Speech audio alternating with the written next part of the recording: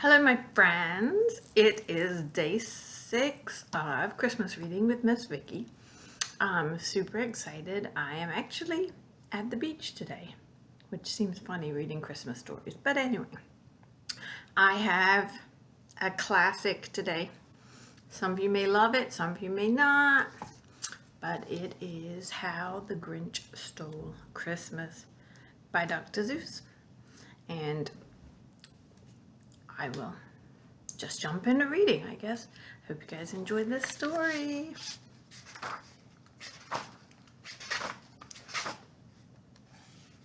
If I can find the right page to start on. Every Who down in Whoville liked Christmas a lot. But the Grinch, who lived just north of Whoville, did not. The Grinch hated Christmas, the whole Christmas season. Now please don't ask why. No one quite knows the reason. It could be his head wasn't screwed on just right. It could be perhaps that his shoes were too tight. But I think that the most likely reason of all may have been that his heart was 2 sizes too small. But whatever the reason, his heart or his shoes, he stood there on Christmas Eve, hating the Whos, staring down from his cave with a sour, grinchy frown at the warm lighted windows below in their town. For he knew every Who down in Whoville beneath was busy now hanging a mistletoe wreath. And they're hanging their stockings, he snarled with a sneer. Tomorrow is Christmas, it's practically here. Then he growled with his grinchy fingers nervously drumming. I must find some way to stop this Christmas from coming, for tomorrow he knew. All the Who girls and boys would wake bright and early, they'd rush for their toys. And then all the noise, noise. That's one thing he hated, the noise. Then the Whos, young and old, would sit down to a feast, and they'd feast, and they'd feast, and they'd feast. They would feast on Who pudding and rare Who roast beast, which was something the Grinch couldn't stand in the least. And then they'd do something he liked least of all. Every Who down in Whoville, the tall and the small, would stand close together with Christmas bells ringing. They'd stand hand in hand, and the Whos would start singing. They'd sing and they'd sing, and they'd sing. And the more Grinch thought of this Who Christmas thing, the more the Grinch thought he must stop this whole thing. Why, for 53 years I've put up with it now. I must stop this Christmas from coming. But how? Then he got an idea, an awful idea. The Grinch got a wonderful, awful idea. I know just what to do, the Grinch laughed in his throat, and he made a quick Santa Claus hat and a coat. And he chuckled and clucked. What a great Grinchy trick. With this coat and this hat, I'll look just like Saint Nick. All I need is reindeer. The Grinch looked around, but since reindeer are scarce, there was none to be found. Did that stop the old Grinch? No, the Grinch simply said, if I can't find a reindeer, I'll make one instead. So he called his dog Max, and he took some bread thread, and he tied a big horn on the top of his head. Then he loaded some bags and some old empty sacks on a ramshackle sleigh, and he hitched up old Max. Then the Grinch said, get out! And the sleigh started down toward the homes where the Whos lay a snooze in their town. All their windows were dark, quiet snow filled the air. All the Whos were all dreaming sweet dreams without care. When he came to the first little house on the square, this is stop number 1, the old Grinchy Claus hissed, and he climbed to the roof, empty bags in his fists.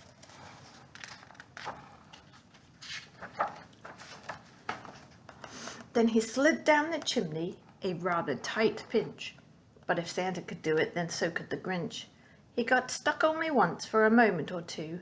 Then he stuck his head out of the fireplace flue, where the little Who stockings all hung in a row. These stockings, he grinned, are the first things to go. Then he slithered and slunk with a smile most unpleasant around the whole room, and he took every present. Pop guns and bicycles, roller skates, drums, checkerboards, tricycles, popcorn and plums, and he stuffed them in bags. Then the Grinch very nimbly stuffed all the bags one by one up the chimney. Then he slunk to the icebox. He took the Who's feast, he took the Who pudding, he took the roast beast. He cleaned out that icebox as quick as a flash. Why, that Grinch even took their last can of Who hash. Then he stuffed all the food up the chimney with glee. And now, grinned the Grinch, I will stuff up the tree.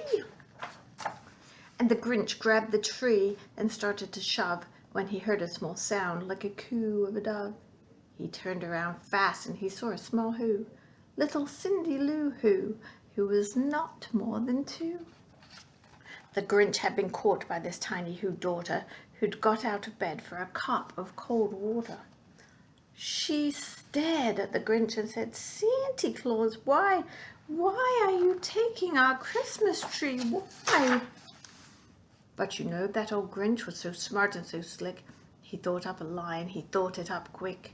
"Why, my sweet little tot," the fake Santa Claus lied, "there's a light on this tree that won't light on one side. So I'm taking it home to my workshop, my dear. I'll fix it up there. I'll bring it back here." And his fib fooled the child. Then he patted her head, and he got her a drink and sent her to bed. And when Cindy Lou Who went to bed with her cup, he went to the chimney and stuffed the tree up. Then the last thing he took was the log for their fire. Then he went to the chimney himself, the old liar. On their walls he left nothing but hooks and some wire, and the one speck of food that he left in the house was a crumb that was even too small for a mouse. Then he did the same thing to the other Who's houses, leaving crumbs much too small for the other Who's mouses. It was 1/4 dawn, all the Who's still abed, and the Who's still a snooze, when he packed up his sled. Packed it up with their presents, the ribbons, the wrappings, the tags and the tinsel, the trimmings, the trappings. 3,000 feet up the side of Mount Crumpet, he rode with his load to the tip-top to dump it. Pooh-pooh to the Who's, he was grinchiously humming. They're finding out now that no Christmas is coming. They're just waking up, I know just what they'll do. Their mouths will hang open a minute or two. Then the Who's down in Whoville will all cry, boo-hoo.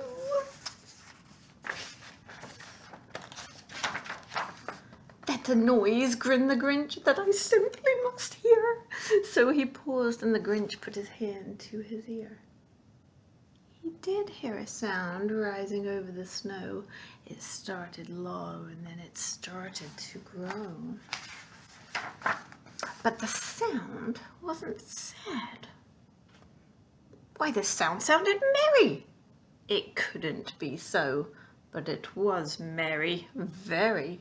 He stared down at Whoville. The Grinch popped his eyes. Then he shook. What he saw was a shocking surprise.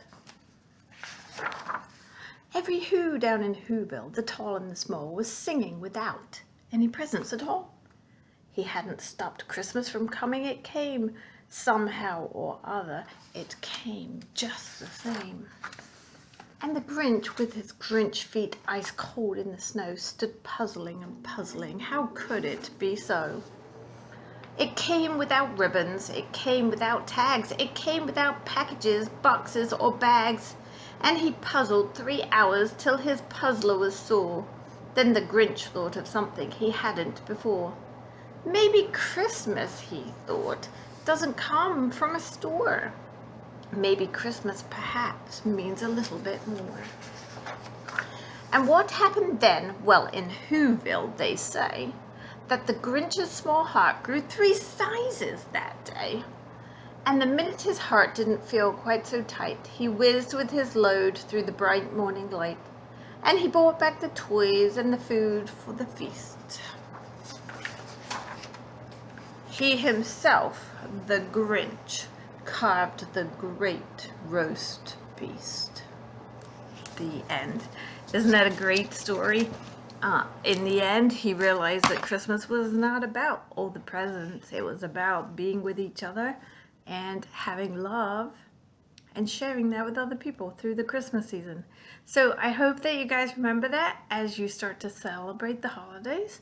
I just ask that you would share a little love with those around you. Have a fantastic day, guys.